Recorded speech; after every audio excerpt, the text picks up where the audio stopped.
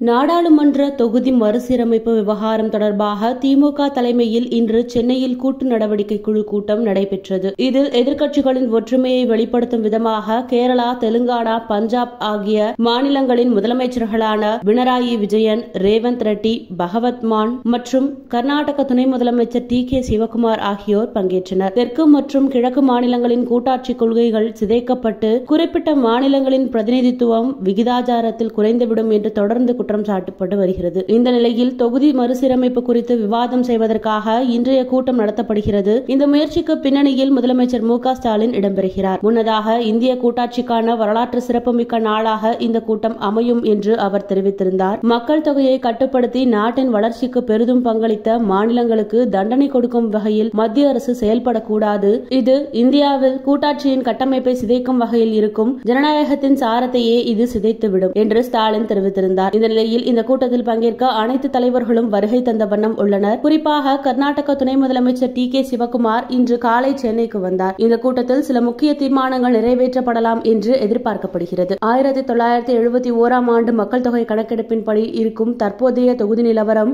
2026 ஆண்டை கடந்து சுமார் 30 ஆண்டுகளுக்கு நீட்டிக்க தீர்மானம் நிறைவேற்றப்படலாம். மேலும் தொகுதி மறுசீரமைப்பை பரிசீலனை செய்ய தீர்மானம் நிறைவேற்றப்படக்கூடும். இதற்காக விழிப்புணர்வு பிரச்சாரங்கள் மேற்கொள்ளுதல், சட்ட நடவடிக்கைகளை ஆராய்தல் தொடர்பாக இந்த கூட்டத்தில் விவாதிக்கப்படும் என கருதப்படுகிறது. தமிழ்நாடு அளவில் எடுக்கப்பட்ட முயற்சி தற்போது தேசிய அளவிலான இயக்கமாக முன்னேற்றம் அடைந்துள்ளது. நியாயமான பிரதிநிதித்துவத்தை கோருவதற்கு இந்தியா முழுவதும் உள்ள மாநிலங்கள் கைகோர்த்து வருகின்றன. இது நமது நாட்டின் எதிர்காலத்தை வடிவமைக்கும் ஒரு இயக்கத்தின் தொடக்கமாக அமையும் என முதலமைச்சர் மு.க. ஸ்டாலின் கூறியிருந்தார். தொகுதி மறுசீரமைப்பு என்பது எம்பிக்களின் எண்ணிக்கை சார்ந்தது மட்டுமல்ல, இது மாநிலத்தின் உரிமை சார்ந்தது. நாடாளுமன்றத்தில் நமது குரல் நசுக்கப்படும், நமது உரிமைகள் மறுக்கப்படும் என்று மு.க. ஸ்டாலின் எச்சரிக்கை விடுத்தார். இதே உணர்வு தெலுங்கானாவிலும் எதிரொலித்தது. இந்த விவகாரம் கூட்டாட்சி சமத்துவத்திற்கு எதிரானது என அம்மாநில முதலமைச்சர் ரேவந்த் ரெட்டி கூறினார். மேலும் இந்த பிரச்சனை கட்சி சார்புகளுக்கு அப்பாற்பட்டது என்றும் இந்த விஷயத்தில் பரந்த தேசிய உரையாடலுக்கு அழைப்பு விடுப்பதாகவும் கர்நாடக துணை முதலமைச்சர் டி.கே. சிவக்குமார் தெரிவித்தார். தென் மாநிலங்களை பொறுத்தவரை ஆந்திர முதலமைச்சர் சந்திரபாபு நாயுடு மட்டுமே இதில் இடம்பெறவில்லை. அவர் பாஜகவின் கூட்டணியில் அங்கம் வகிக்கிறார் என்பது குறிப்பிடத்தக்கது.